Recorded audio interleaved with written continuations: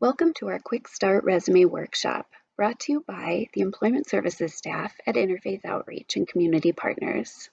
In this workshop, we'll touch on all the key parts of a resume and how to create a great first impression.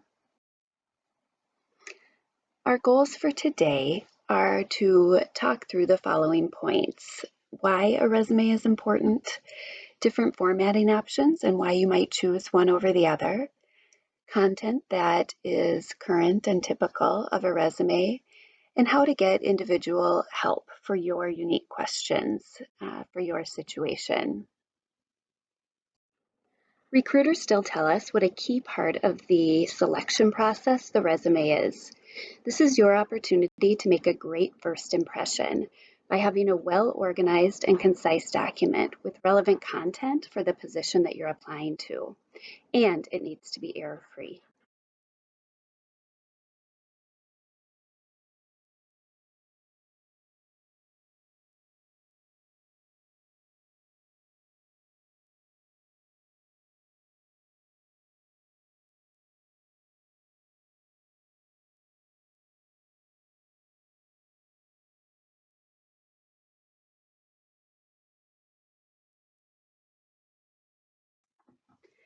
We're going to start talking about the different formats available to you and how you choose one that will highlight your unique skills and experience. Here we have a couple of the different options for resume formats. Chronological or combination styles being the most common and favored by recruiters. These are typified by having your experience listed in reverse chronological order, and they're best for those with a steady work history. This helps you easily highlight progression and increased responsibilities in your field. Functional or skills-based resumes are less common, but can be effective and are more challenging to write. For this reason, we won't spend a lot of time on this and encourage you to reach out to us. These are a good style if you want to de-emphasize your work history and instead highlight skill sets. So these are better for people who have an inconsistent job history, gaps in employment, or a short job history. Again, reach out if you want more information about this. This slide provides an example of a combination resume.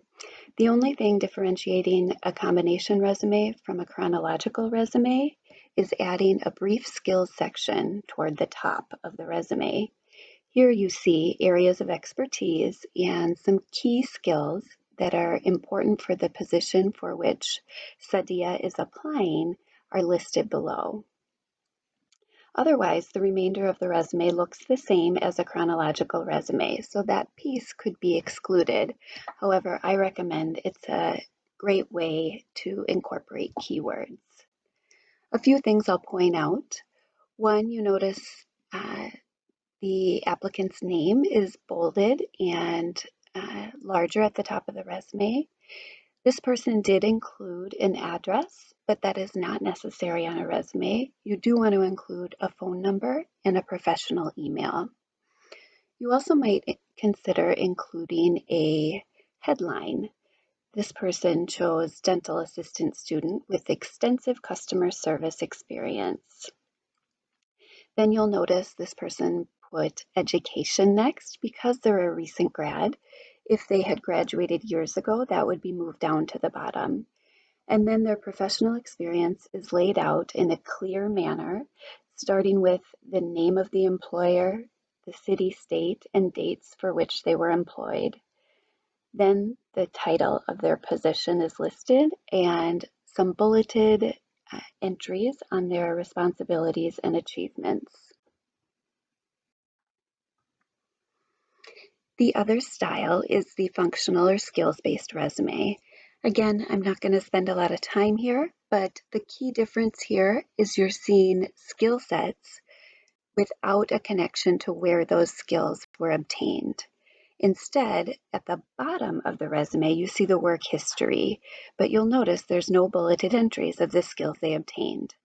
Again, the reason someone might choose this is because by the job title, it may not be clear that they have some of these skills, or The work history may be inconsistent, or there's gaps, or just limited work history. Please reach out if you want to talk more about this style and how to create a resume like this for yourself. I want to run through a checklist of things that you'll want to be sure you've looked at for your own resume. First, you want to select the best format for the situation. So I just reviewed a couple of options for you, and you can consult with us. You'll want to make your name noticeable. So that means put it in a larger font at 14 to 16 point and consider bolding it. Choose an easy to read font. I know sometimes I work with individuals who want their resume to stand out, but that isn't the way you want your resume to stand out. You don't want to include pictures or artistic elements unless you're in an artistic field. Rather, stick with the plain fonts. They're easier for computers to scan, programs to scan, and stick with a 10 to 12 point font. Balance the white space and the typed information so it's easier to read, and keep your margins consistent around an inch all the way around. If there's too much text or it isn't bulleted, it's really hard to read and you'll lose your reader. Keep your resume to a page and only go to 2 pages if you can fill both and you have extensive related experience. And lastly, keep your formatting consistent. Check your margins, check the bullet styles that they're consistent, the spacing in between sections. If you've italicized at one point, continue that throughout.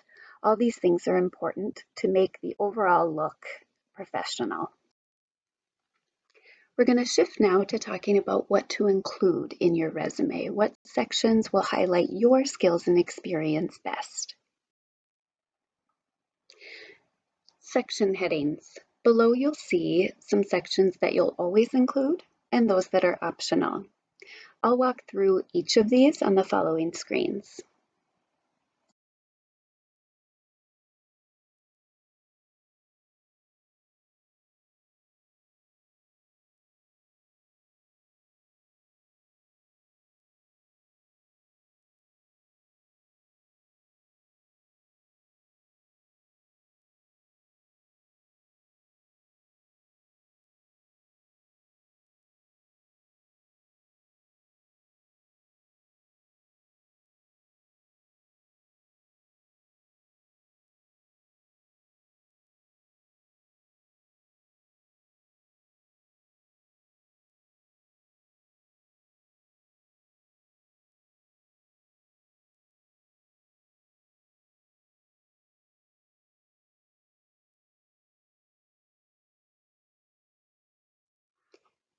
Adding your experience is a pretty important piece of crafting the resume. You're going to want to do so through adding bulleted entries rather than paragraphs of what you did for each position. You want these bullet entries to be concise, really easy to read statements that start with an action word. You don't need to use personal pronouns or first person descriptions like I did this. And you're going to keep your tense and punctuation consistent. Use past tense for past positions. At the bottom of this slide, you can see some sample bullet statements for a nursing assistant position.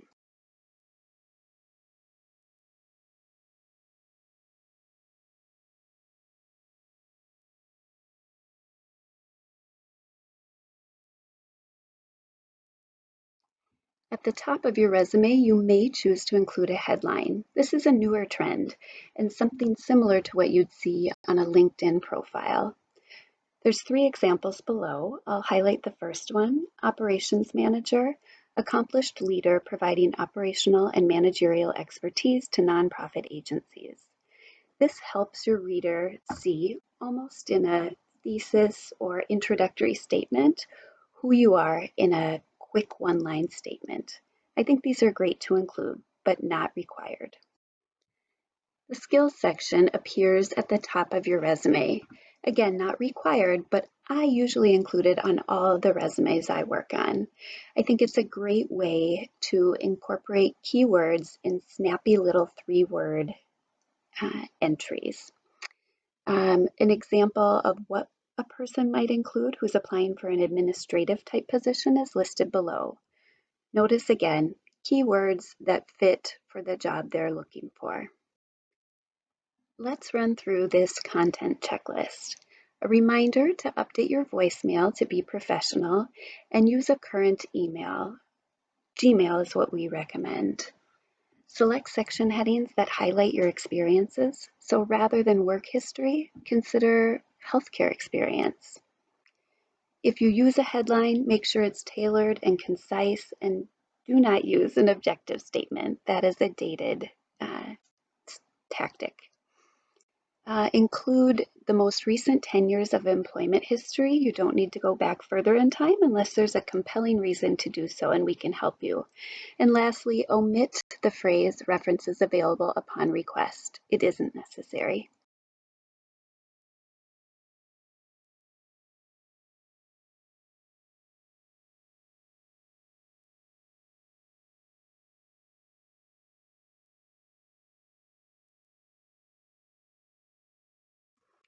A few final tips. Remember, you're in control, so organize so the most important information is at the top of your page.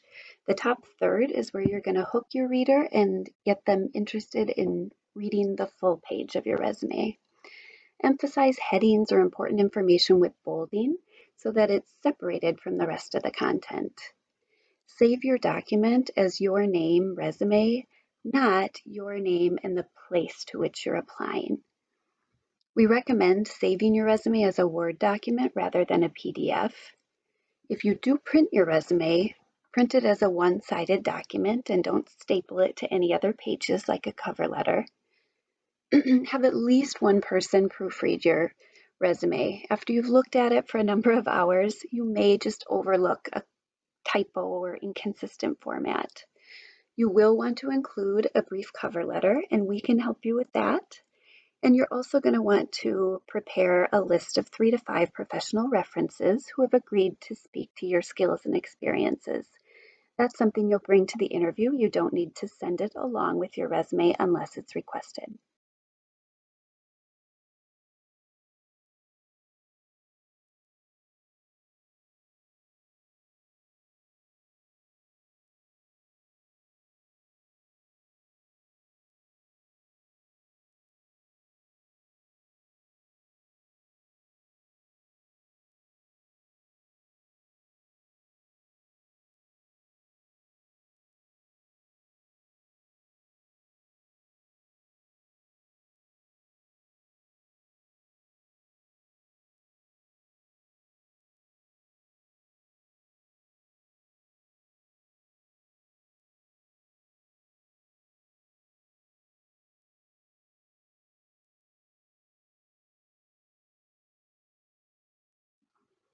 Remember, our employment services staff are here to help you, whether it's creating a resume, figuring out what your next step is in your career, or job searching, practicing interviews. We can help you with all of these pieces.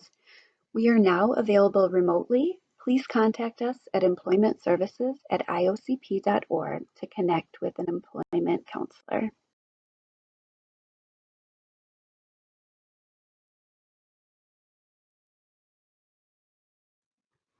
Thanks for listening today, and best of luck in your job search.